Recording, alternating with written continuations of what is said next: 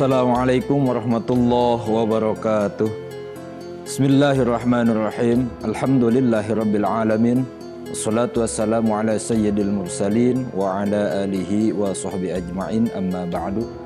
Pertama-tama puja dan puji mari kita ucapkan kepada Allah Subhanahu wa taala, salawat beserta salam mari kita panjatkan baginda kita Kanjeng Nabi Muhammad sallallahu alaihi wasallam yang telah memberikan kepada kita syafaat di dunia maupun syafaat akhirat, yaitu syafaatul uzma.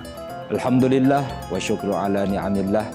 Dalam waktu sekarang kita bisa berjumpa lagi insyaallah di dalam program usia bulan Ramadan. Mudah-mudahan di bulan suci ini kita diberikan kesehatan oleh Allah Subhanahu wa taala. Para pemirsa yang dirahmati oleh Allah Subhanahu wa taala, banyak kemungkinan seluruh Indonesia umat manusia yang menginginkan kebahagiaan dunia dan kebahagiaan di akhirat. Sa'idun fid dunya wa sa'idun fil akhirah.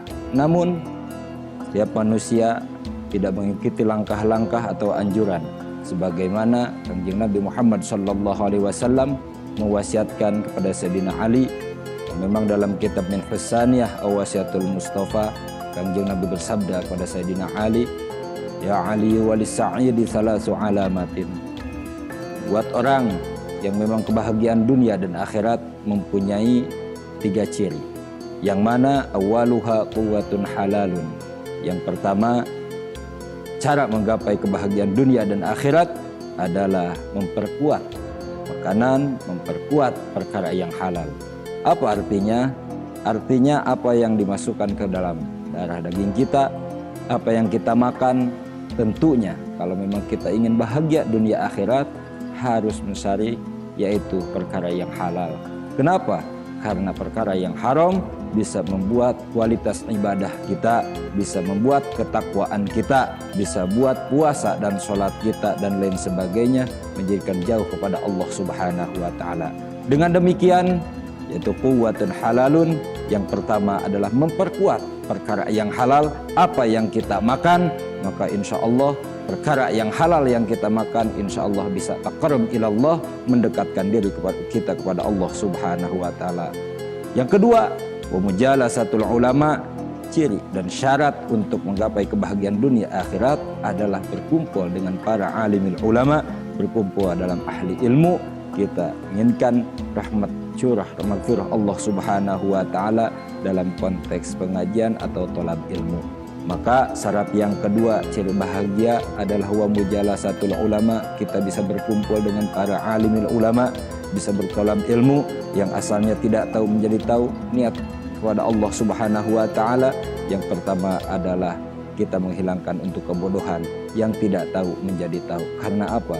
Karena kita zaman sekarang sudah tidak ada lagi yang dinamakan Rasatul Anbiya, atau kita tidak yang namanya zaman Kangjeng Nabi. Setelah zaman Kangjeng Nabi ada sahabat, setelah para sahabat ada itba'it tabi'in sampai pada alimil ulama. Maka kata Kangjeng Nabi, al ulama warasatul anbiya. Kita tidak bisa berkumpul dengan Kangjeng Nabi, kita tidak bisa berkumpul dengan para sahabat, ada para alimil ulama. Barang siapa melihat wajah para alimil ulama, sama saja melihat dengan Kangjeng Nabi. Maka dari itu dipentingkan syarat yang kedua untuk menggapaikan kebahagiaan dunia dan akhirat adalah wa mujalasatul ulama, duduk berkumpul bareng dengan para alimil ulama. Dan yang ketiga, syarat yang ketiga untuk menggapai kebahagiaan dunia akhirat adalah wassalatul khamsi ma'al imam, yaitu salat yang 5 waktu beserta imam. Apa artinya? Salat berjamaah. Maka kita sebagai kaum laki-laki dianjurkan untuk salat berjamaah di masjid. Karena apa? Karena perbedaan antara salat sendiri dengan salat di masjid berjamaah itu dijadikan satu dibalas dengan 27 derajat. Maka dengan itu kami sebagai pribadi mengajak kepada kaum muslimin, kaum muslimat se-Indonesia, Nusantara dimanapun Anda berada, jika kita ingin menggapai kebahagiaan dunia dan akhirat, maka gapailah 3 syarat. Yang pertama, quwwatun halalun, memperkuat perkara yang halal. Yang kedua, wa mujalasatul ulama. Dan yang ketiga adalah salatul khamsi ma'al imam, yaitu salat berjamaah dengan imam di masjid.